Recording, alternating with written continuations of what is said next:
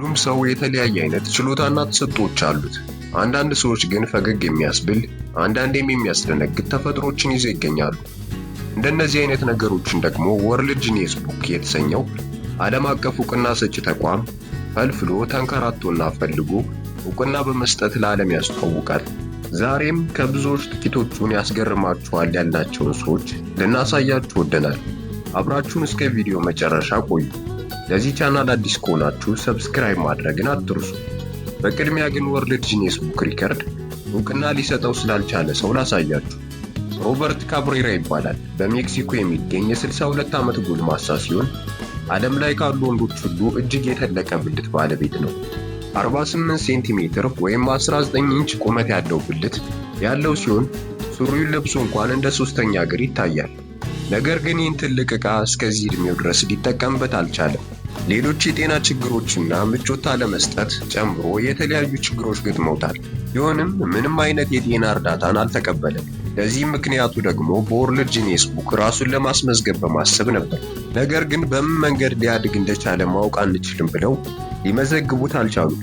ሮበርትም ድንግል እንደሆነና ወርልድ ጂኒየስ ቡክ ሳይመዘገብ በባዶ ሜዳ የቀረ ይመስላል። መህመት አዙሪክ የተባለው ቱርካዊ ሰውዬ ደግሞ ሰልካካ ከሚባለው አፍንጫ ያለፈ ለሾካካ የቀረበ አፍንጫ ባለቤት ሲሆን 8.80 ሴንቲሜትር የሚረዝም አፍንጫ በመያዝ በዚህ ልዩ መዝገብ እንደ አውሮፓውያን አቆጣጠር በ2010 ሊመዘገብ ችሏል። የአቶ መህመት አፍንጫ በቁመት ብቻ እንዳይመስላችሁ የሚበልጠን በማሽቱም ቢሆን የዓለም ደረጃ ባይዝም ከኛ ከአብዛኞቹ ሰው የተሻለ ነው። ፍራንሲስኮ ዶሚንጎ የተባለው ሰው ደግሞ ትልቅ አፍን በመያዝ ስሙን ሊያስመዘግብ ችሏል። የፍራንሲስኮ አፍ ከምግብ ውጭ የሚጎርስ ሲመስል 17 ሴንቲሜትር ነው የሚከፈተው። ወደ ጎንም በመለጠጥ ከ32 ጥርሶቹ አልፎ ጉሮሮ እስኪታይ ነው የሚገልጠው። የተለያዩ የኮካኮላ ኮዳዎችንና የሰው ልጅ እንኳን በአፉ በሁለት እጁ ሊሸፍነው የማይችለውን ፍራንሲስኮ ግን ያለምንም ችግር ወደ አፉ በመክተት ያስቀምጣቸዋል። በዚህም ድንቅ ሰው ሲሉ የምድራችን ባለ ትልቁ አፍ ሰው ተብሎ የምስክር ወረቀት ተሰጥቶታል። ፍራንሲስኮን አይታ ከሴቶችም ምን ያለው በማለት ሳማንታ የተባለች ሴት ደግሞ 10.33 ሴንቲሜትር አፏን በመክፈት ተፎካካሪ ባለማግኘት በዚህ መዝገብ ልትካተት ትችላለች። ራድራ ካንትባችፓ የተባሉት ሰው ደግሞ ጉድ ከማያልቅባት ህንድ ጉድ ይዞ ወደ ዓለም ቀርቧል። እኒህ ሰው ደግሞ ጆሮአቸውን ፀጉር ከጭንቅላታቸው ፀጉር በተሻለ ለ30 ዓመት በመንከባከብ 13.2 ሴንቲሜትር በማስረዘም እሱ ድንቅ የጆሮ ፀጉር አለዎት፣ እንደሱ ያለ የጆሮ ፀጉር ዞማ አላየንም ሲሉ ወርልድ ጂኒየስ ቡክ ሪከርድ የምስክር ወረቀት ሊሰጣቸው ችሏል።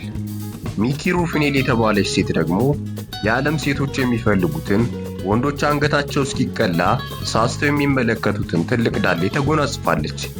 የሚያስገርመው ደግሞ የሚያምር ቅርጽ ነው ያለው። ታችኛው ክብ ሰፋ ያለ ስምንት በሉት። የሚኪ ዳሌ 2.4 ሜትር ዙሪያውን ይሸፍናል።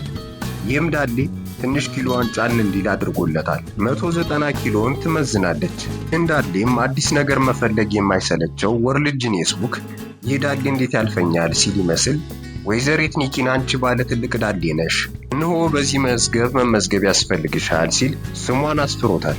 ኒኪ ስቶይበር የተባለው ወጣት ደግሞ ከተለመደው ውጭ ምላሱ እንደ ስስት ምላስ አስረዝሞ ጉዳስ ብሏል። 10.1 ሴንቲሜትር ምላሱ የሚረዝመው ከአፉ ሲወጣ የተለየ ፍጡር የወጣ ይመስላል። የሚገርመው ደግሞ በዚህ ምላሱ ስዕልም ለመሳል ይሞክራል። ባለረጅም ምላስም በሚል የምስክር ወረቀት ተቀብሏል። ሺና ታፐር የተባለች ሴትም ኒኪን በመከተል 9.75 ሴንቲሜትር የሚረዝም ምላስ በመያዝ በሴቶች ዘርፍ መመዝገብ ችላለች። መቼም ወርልድ ጂኒየስ ቡክ ሪከርድ የሚያመጣው ድንቅ ነገር አያልቅም።